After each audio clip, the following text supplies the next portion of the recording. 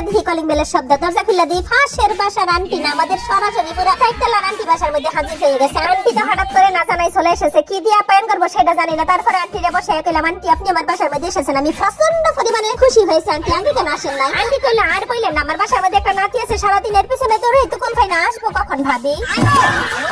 এত বড় আন্টি আমার ভাবি কেন বলতেছে? এদিকে আন্টি বলেই যাচ্ছে আমার নাতিটাকে নিয়ে সারাদিন এখানে সেখানে সেখানে সেখানে দৌড় করা লাগে ভাবি। আমি বললাম আন্টি আপনি কি খাবেন বলেন, আপনার জন্য খাবার বানাই নিয়ে আসি।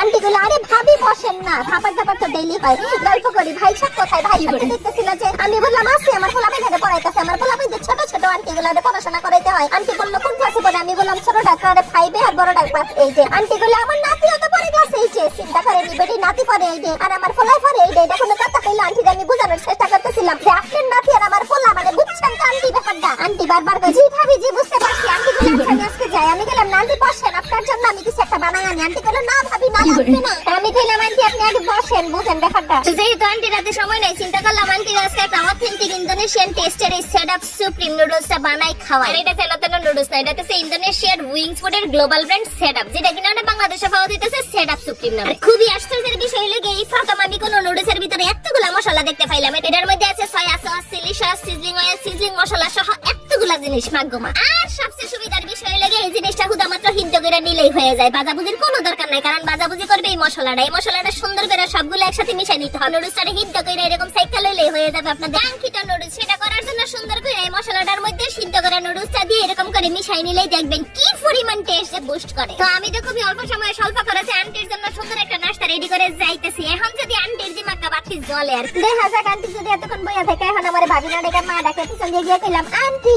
আন্টি ঘুরে কইলাম ভাত কি রান্না করে নিয়ে আসলে? চিন্তাটা করেন থেকে মনে লাগে। আন্টি গিয়ে কইলাম আন্টি নেন নুডলস খান, সেটআপ সুপ্রিম ইন্দোনেশিয়ান টেস্ট খাইয়া দেখেন। আন্টি কইলো ভাবি আপনি নিলেন না জি? আমি কইলাম না আন্টি আমি এখন খাবো না, আমি পরে খাবো, আপনি খান, খেয়ে দেখেন কেমন। পরে দিয়ে আন্টি মুখের মধ্যে লইয়া কইলেন নুডলসটা আমার এমনি টেস্টি লাগে, তাছাড়া এটা তো অনেক স্বাদ, এইটা তো আমার মেয়ের ঘরে নাতি মেয়ে জামাই সবাই পছন্দ করবে। আমি বললাম আপনি মেয়ে বিয়ে দিয়ে দিচ্ছেন, আপনার মেয়ে জামাই আছে? আন্টি আমি কিন্তু ছেলে টেলে বিয়ে দিই, আমার ছেলেগুলো ছোট একদম বাবু। আন্টি বলে জি ভাবি জি দেখলাম তো আপনার বাবুগুলো একদম ছোট। পরে আন্টি নুডলস সাথে খাইয়া দিয়ে কইলো ভাবি গো আজকে আমার হাতে সময় নাই, নাতিটারে নিয়ে এবার একটু কোচিং এ যাবো, যাই ভাবি আজকে।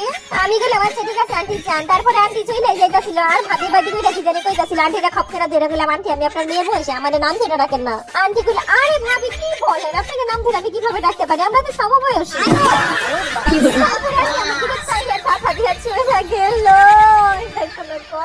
আমি বলে বলি সমবয়সী,